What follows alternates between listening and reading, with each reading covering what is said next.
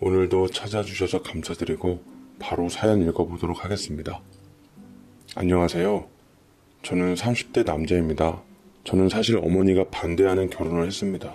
저희 집은 부모님께서 다 서울대를 나오시고 누나와 저도 다 서울대를 졸업했습니다. 아버지와 어머니는 타고난 집안의 자본금과 능력으로 사업적 기질을 발휘하셨고 저희 남매는 여유 있었던 집안이라 한 번도 돈에 대해서 아쉽거나 쪼들린 적이 없었어요.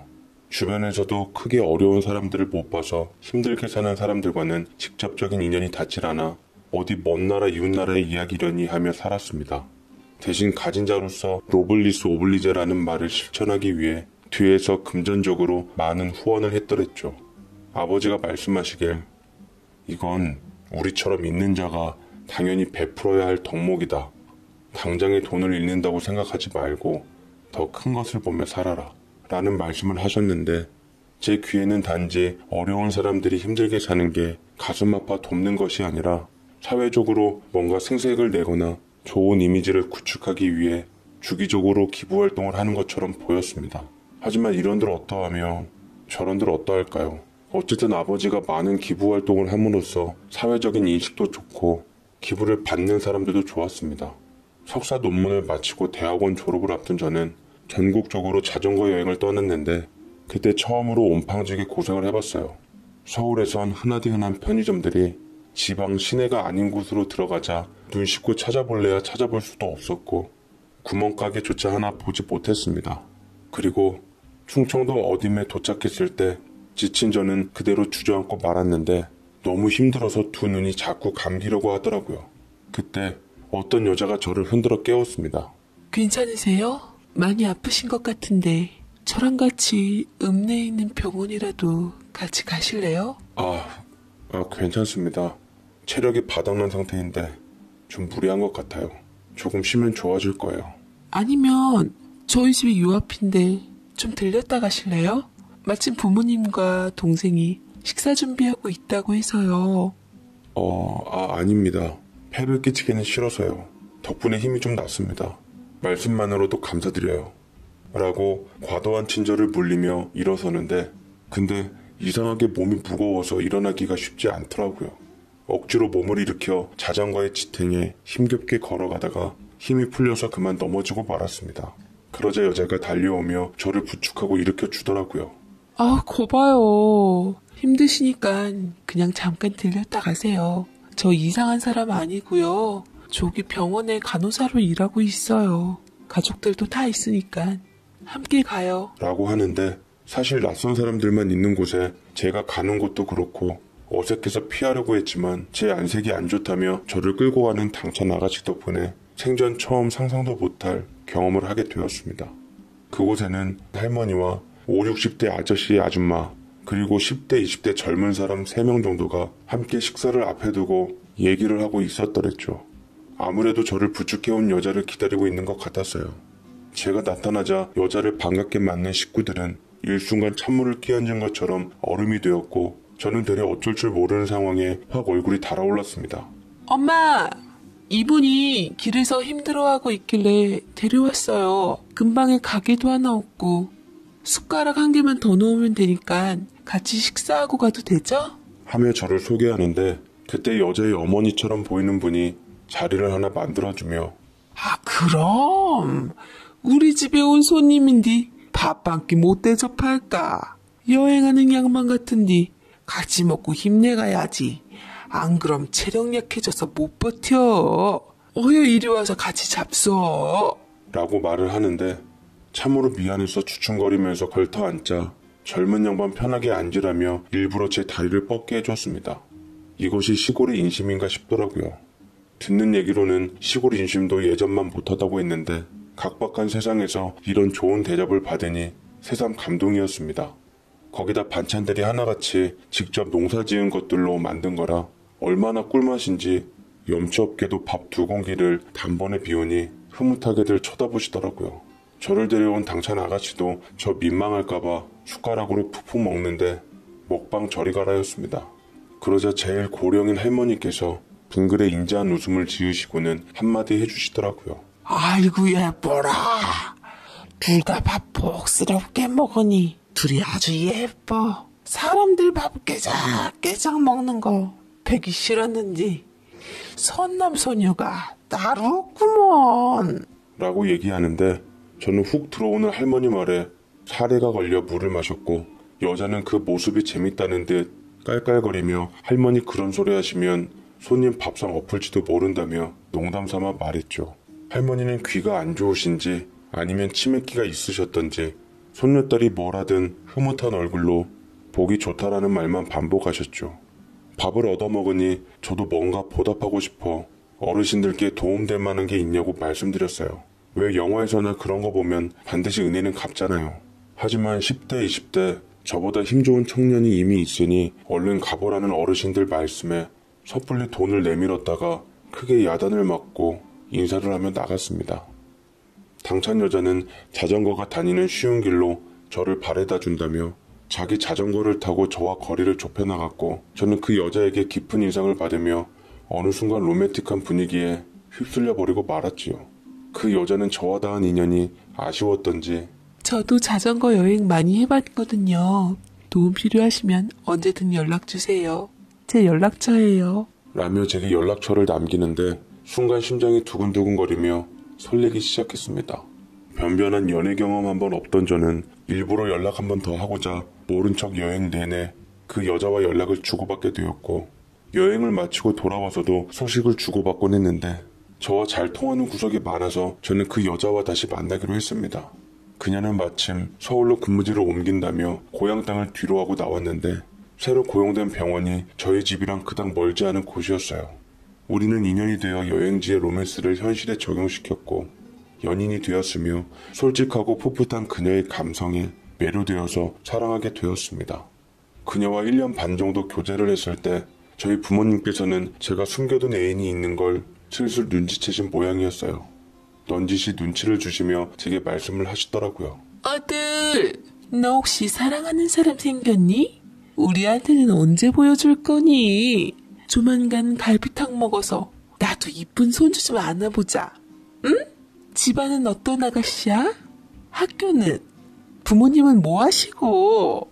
라며 그 사람이 아닌 배경을 자꾸만 물어보시는데 부담스러워서 떨쳐내느라 혼났습니다.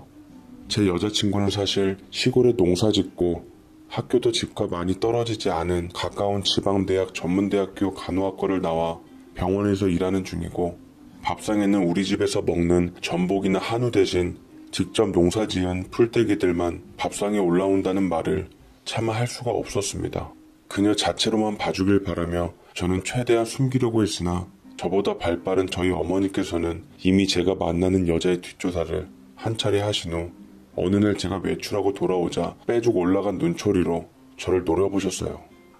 아들, 우리 아들이 이렇게 눈이 낮은 줄 몰랐구나.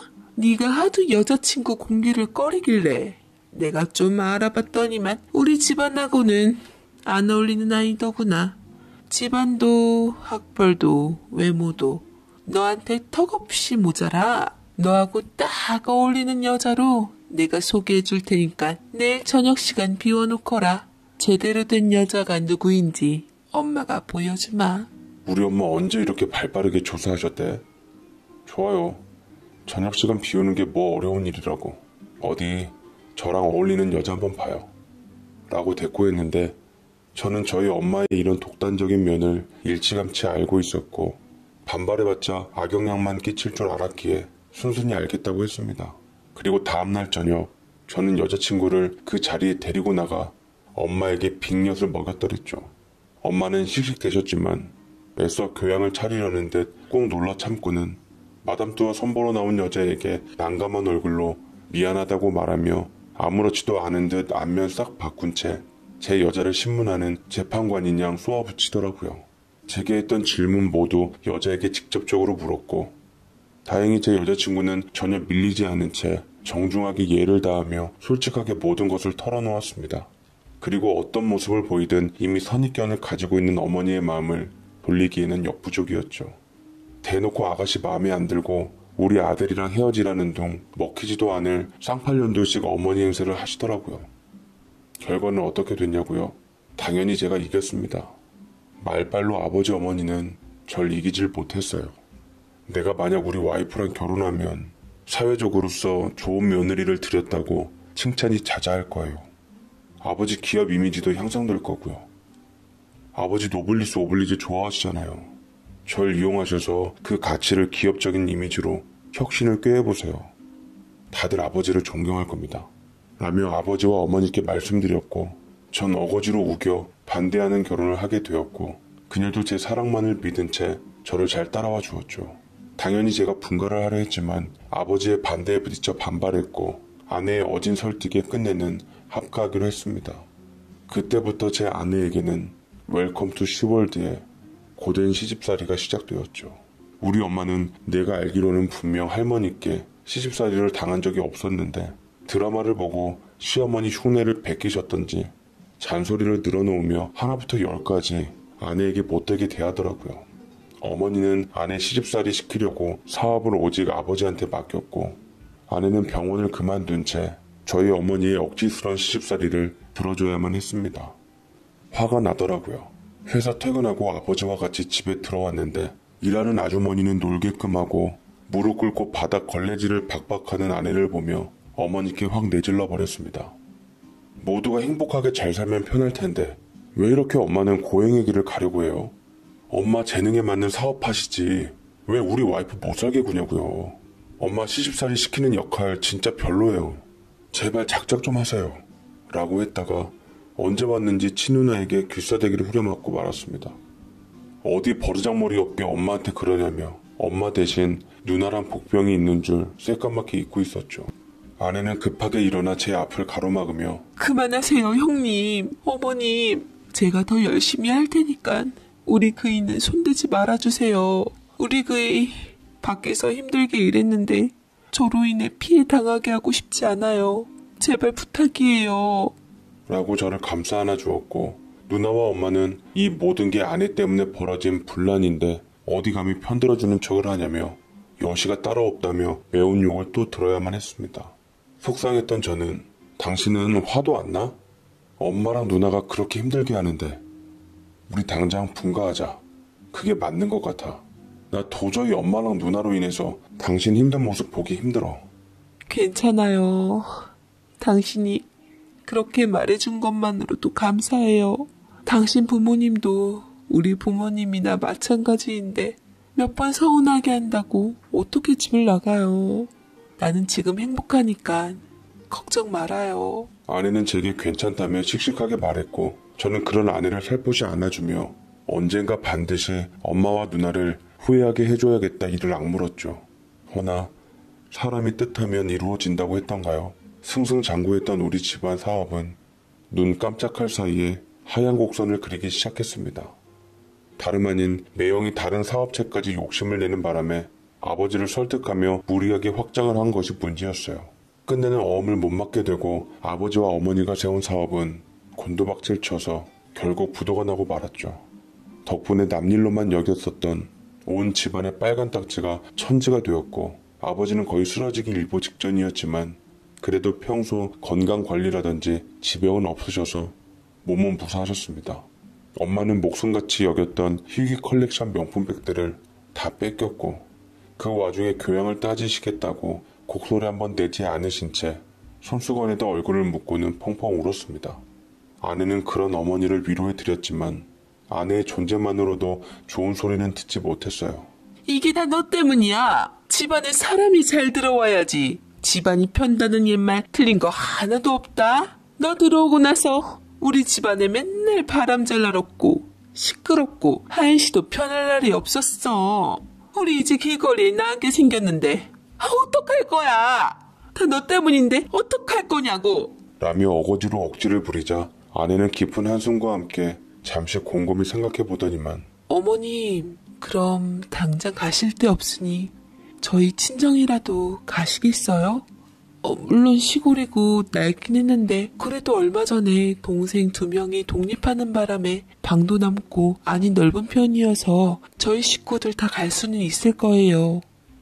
길거리에 나앉는 것보다는 낫지 않으시겠어요? 라고 말을 하는데 어머니와 누나는 절대로 죽으면 죽었지 네 낡은 처갓집에 어딜 감히 우리들을 오라고 종용하냐며 막 뭐라고 하더라고요. 누나는 나름 빵빵한 매형네 알아보았는데 매형네 집안은 행여 본인들에게 피해가 올까봐 연락조차 안 받더라고요. 세상에 뭐 이런 뻔뻔한 식구들이 다 있어? 자네, 우리가 자네 부모님한테 얼마나 잘했는 줄 알지? 어려울 때 발 벗고 나서주고 받아먹을 때는 좋아라더니 우리가 어려워지니까 어떻게 이렇게 매몰차게 대할 수가 있단 말인가? 자네 집안 정말 안 되겠구만. 이게 다 누구 때문인데? 자네가 억지로 사업 확장만 주장 안 했더라도 우린 탄탄대로를 걷고 있을 걸세. 라고 엄마가 얘기를 하니 매형은 잘못한 건 잘못한 거지만 이로 인해 본인 부모님이 욕 들어먹는 게 싫었던지 그만 좀 하세요. 아무리 제 잘못이고 손절하시려는 부모님이 야속하시더라도 저 앞에서 부모 형제 욕하는 건 못 참습니다. 저도 매번 생색내는 처갓집 지긋지긋해요. 장모님 장인어른 서울대 나오시고 잘나신 거 충분히 아는데 그렇게 평소에 떨던 유세 생각하면 어려울 때 누가 도와주고 싶겠어요. 천안댁도 여기 단물 다 빠졌으니 친정으로 돌아가요. 전 인과응보라 생각합니다. 라며 제 아내에게까지 충고를 잊지 않고 책임에 피겸 집을 나가버렸습니다. 매형마저 나가니 누나가 울고 불며 난리를 쳤고 상황은 악화될 만큼 악화되었죠. 정말 당장 갈 곳이 없게 되자 아버지는 큰 결심을 하신 듯 제 아내를 앉혀놓고는 그래 아가야, 그럼 네 집에서 집이 다시 마련될 때까지만 신세를 좀 지면 좋겠구나. 사돈 어른들께 정중하게 한번 여쭤보련 라고 애써 아쉬운 티 내지 않으시고는 시아버지의 위엄을 지키며 제 아내에게 말을 하는데 아내는 당연히 모두 우리 한 가족인데 저희 집에 오셔도 된다고 화색을 띄었습니다.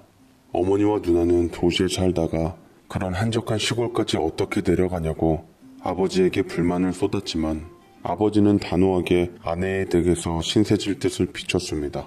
그렇게 해서 저희 가족은 모두 서울 한복판에서 살다가 충청도 외진 지방으로 가게 되었더랬죠. 이리저리 둘러봐도 논밭이었고 편의시설 하나 없는 시골도 그런 시골이 없었습니다. 가끔 처갓집에 방문할 때마다 옛날 자전거 여행을 하며 아내를 만난 기억이 났는데 지금도 처갓집에 방문할 생각을 하니 벌써부터 설레더라고요. 가족들의 물건들이 모두 차압당해버려 차도 없게 되어버렸으니 택시를 타고 이동하는 수밖에 없었습니다. 택시 기사마저 주소를 받고는 절레절레 내비쳤는데 아내가 다행히 택시 요금으로 쇼부를 봐서 처갓집까지 가게 되었습니다. 목적지에 도착하자마자 황량한 모양새에 저희 부모님은 입을 다물지 못했습니다. 도심에서만 살고 있었던 부모님께 무척이나 충격적인 것 같아 보였어요.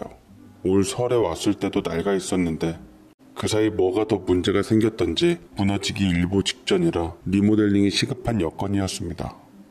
밤에 보니 더 을씨년스러운 분위기에 누나와 엄마는 절대로 못 들어가겠다고 버티고 아버지는 그런 누나와 엄마를 모른 척한 채 심호흡을 하고 저와 아내와 같이 안으로 들어갔습니다. 엄마, 시댁 어르신들과 같이 왔어요. 좀 나와보세요. 천천히 문이 열리며 처갓집 어른들이 밖으로 나오셨고 그곳에서 장인어른은 어정쩡하게 서 있는 저희 아버지와 인사를 했습니다. 어서 오셔요.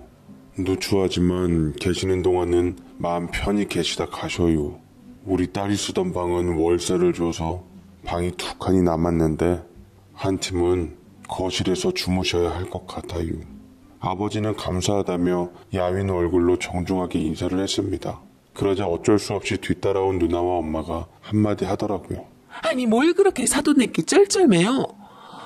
좋은 집에서 머물다 가는 것도 아닌데 세상에 창고도 이것보다는 깨끗하고 덜 후지겠어요. 사람 사는 집 이게 뭐예요? 구리구리한 냄새도 나고 뭐 이거 폐가도 아니고 귀신 나올 것 같네 정말. 소 키우는 냄새가 역하다는 듯 구역질을 해대는 엄마와 누나 앞에서 아버지는 그만 좀 하라는 듯 눈을 날카롭게 흘겼고 장인어른은 얼굴이 쎄해지며 혀를 끌끌 차시고는 들어가셨습니다. 장모님께서 이불 몇 채를 방이랑 거실에까지 두시는데 이부자리를 펴는 장모님에 반해 손가락 하나 까딱 안 하는 양반들을 보며 경고성 메시지를 남기더라고요. 알사돈이랑 사돈처녀 자고로 어른이 되었음 자기 일은 스스로 하는 거예요. 서울대식이나 나왔다면서요. 서울대에선 6살짜리 아이도 하는 그런 기본적인 것도 안 가르쳐주남요?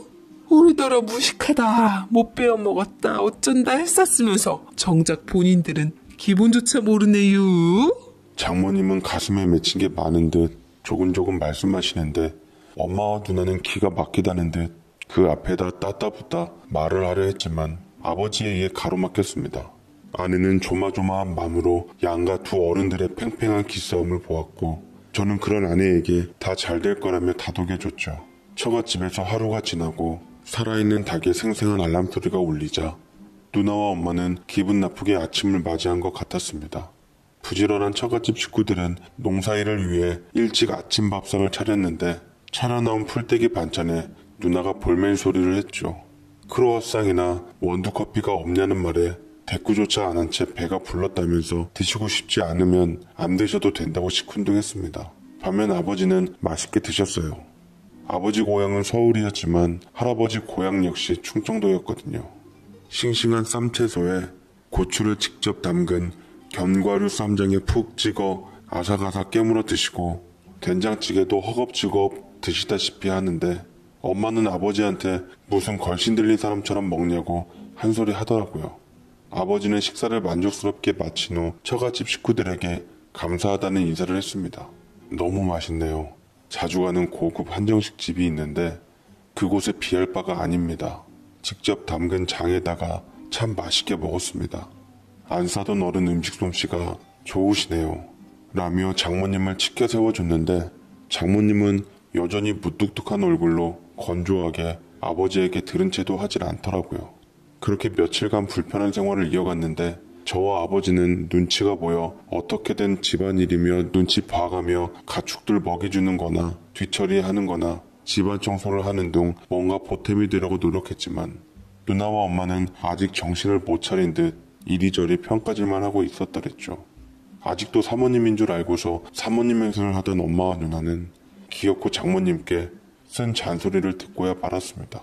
장모님은 엄마와 누나가 꼴불견이었던지 농사에 필요한 도구들을 그 앞에 확 내던졌습니다. 밥 맛있게 자셨음. 이제부터 농사일에도 좀 도우셔요. 사람이 밥값을 하셔야죠. 서울대 나왔으니까 그 정도 상식은 있죠. 마침 손이 좀 모자라던 찰나에 사람 좀 불러다 쓰려고 했는데 잘 됐네요. 내 우리 바깥 양반이랑 편한 옷 내어줄 테니 같이 땀 한번 흘러봐요. 라고 말하는데 아버지는 재밌다는 듯 호탕하게 웃으며 당연히 그러겠노라고 나갈 준비를 했고 엄마와 누나는 그런 일을 어떻게 하냐며 버티다가 아버지가 바깥 못하면 돌아가라는 말에 끝내 농사일을 준비해야만 했습니다.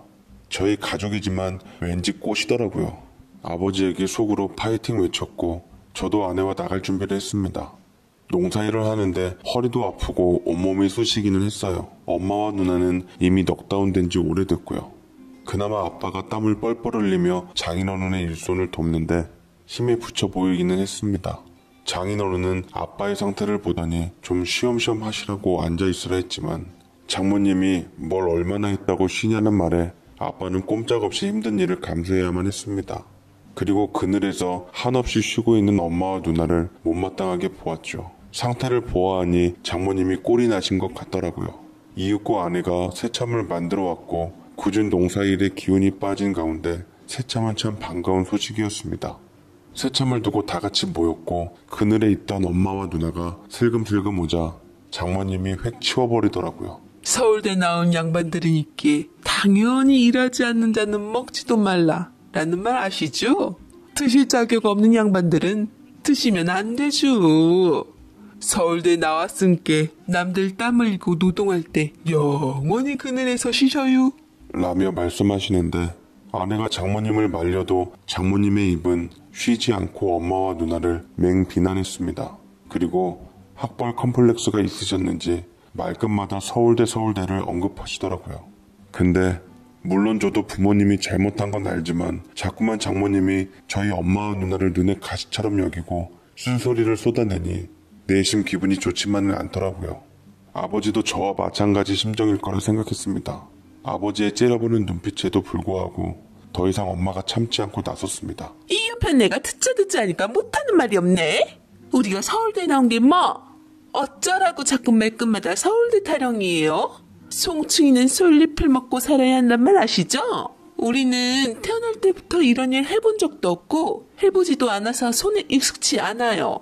괜히 우리가 나서서 농사일에 피해볼까봐 나름 생각해서 피해줬던 건데 깊은 속내도 모르면서 함부로 막말을 해요? 아, 참 이래서 못 배운 사람들하고는 상종을 말아야 한다니까.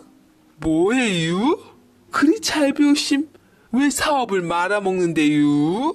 대놓고 이리 사돈을 무시하는디 서울대 안 나온 우리 딸은 얼마나 무시한겨? 못된 예편네 같으니 우리 딸이 그 집 가서 오만 가지 생고생하는 거 내가 몰라서 모른 척하는 게 아니어요.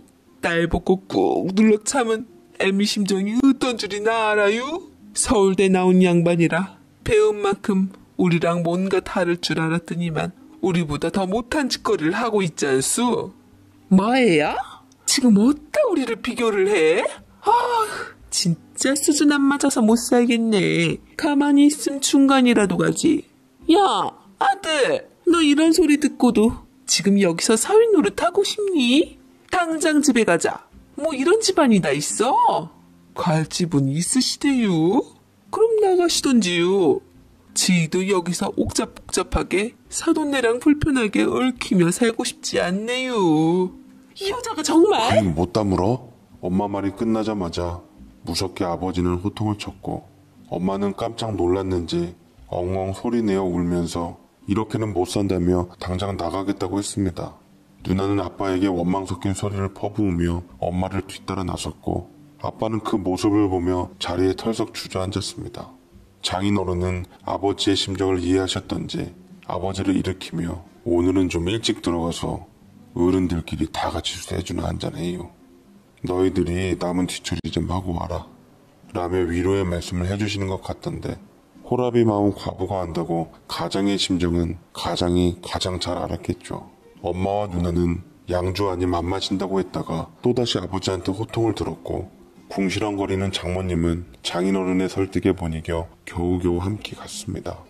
어른들이 모두 물러난 후 저와 아내는 한동안 심란했어요.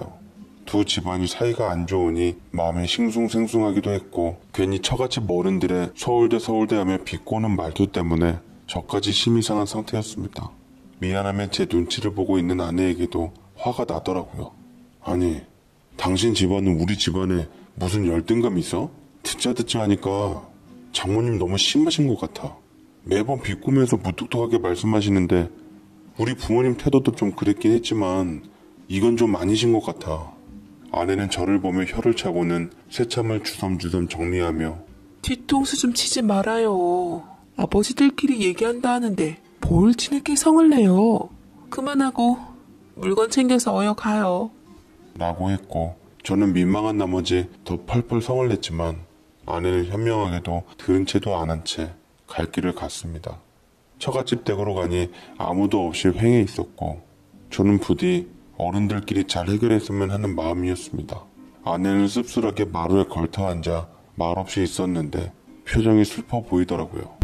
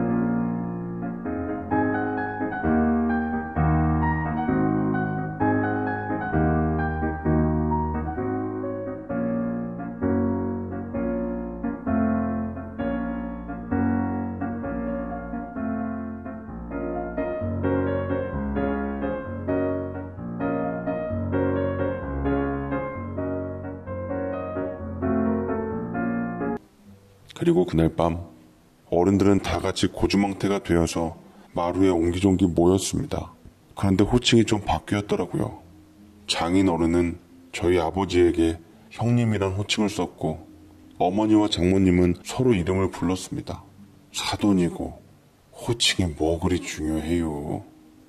난 가방끈 짧아서 그냥 동갑이면 말트고 나보다 나이 많은 형님, 아래면 동생, 일이 간단한 게 좋아.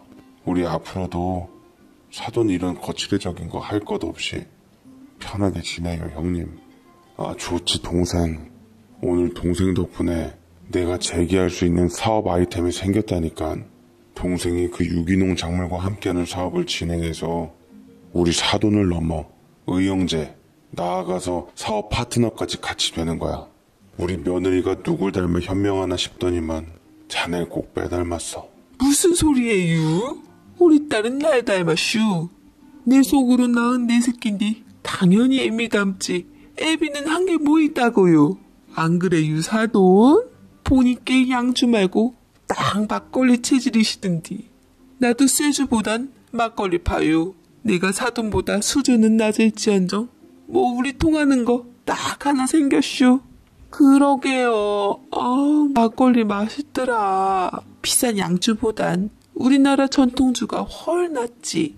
당연히 우리 아들, 딸들, 내 새끼들인데 부성애보다 모성애가 최고라는 의견도 통한 거 아니야? 라며 낮에만 해도 앙숙인 사람들끼리 술 한 잔씩 들어가니 다정해진 사이가 됐는데 이를 보며 아내가 빙그레 웃으며 미리 깔아놓은 이부자리로 어른들을 한 분씩 한 분씩 모셨습니다.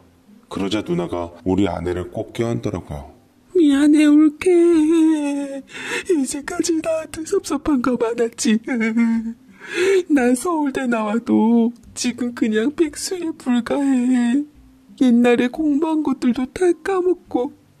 근데 올케는 전공 살려서 불과 1년 전까지는 간호사 했잖아. 나도 이제 자기관리를 해야겠어. 남편 놈도 날 버리고 혼자 홀랑쳐 살겠다고 갔겠다. 내가 믿을 건 우리 가족들이 전부야. 라며 매형을 욕했고 아내는 술기운이라고 해도 이런 식으로 다가오는 시누이가 싫지 않았던지 토닥이며 이부자리에 뉘었습니다. 그날 밤 유독 밝은 보름달을 보며 아내는 결혼식 후 가장 따뜻하고 아름다운 웃음을 지었고 저는 그 이후에 양가 어른들의 보다 친숙하고 잘 다진 사이를 확인하게 되었습니다. 아버지는 한 차례 위기를 겪은 후 절망적으로 살았는데 장인 어른과의 동업으로 다시 사업으로서 회생을 하게 되었습니다. 투자금과 자본금도 그놈의 서울대 하나 믿고 장인 어른은 모두 투자해 주셨습니다. 허튼 데 쓰지 않고 작게나마 유기농 관련 농작물을 파는 걸 시작으로 장모님과 엄마와 합심해서 메뉴 개발을 해서 마침내 식당을 차리게 되는 양가 어른들의 사업 프로젝트가 열렸죠. 결과는 정말 대만족 대성공이었습니다. 아버지는 수익이 나자마자 장인 어른의 돈부터 갚았고 장인 어른은 농사꾼 사업가가 되어 아버지의 사업을 돈독히 서포트를 해주었습니다. 장모님의 손맛은 식당을 일으키는데 1등 공신이 되었고요. 엄마는 카운터를 맡으며 서울대 졸업장을 식당 한가운데 걸어놨는데 와 근데 신기한 게 서울대빨이 있었는지 식당에 일하시는 사장님들 다 엘리트라는 소문이 나서 저희는 이것마저 이용해 우리 음식을 먹으면 뇌발달에 좋다며 브레인 식당으로 이름을 떨치게 되었죠. 그렇게 몇 년 동안 양가 부모님들은 식당을 운영하시게 되었고 아버지는 장인어른네 집을 리모델링을 한 후 멋진 전원주택으로 거듭나게 만들었어요. 땅이 넓은 상태로 저택을 지으니 서울 대저택들 하나 부럽지 않았습니다. 서울을 강조하시던 엄마 역시 맑은 공기에 취해 시골 생활에 만족하는 듯 했고 이제는 땅에서 뭔가 먼저 심고 가꾸는 게 취미가 되었네요. 저는 양가 어른이 다 잘 지내게 된 게 우리 아내 덕분이라고 생각합니다. 우리 아내가 복덩이이고 아내가 없었으면 희망도 없이 회생할 기회조차 얻지 못한 채 그대로 무너져 버렸을지도 모릅니다. 평생 왼수가 될 수도 있었던 사이였는데 자신에게 시집살이를 한 시집 식구들을 친정에 받아주고 다시 일어날 수 있게 힘을 준 아내를 위해 이 사연을 바치고 싶습니다. 제 사연 읽어주셔서 정말 감사합니다.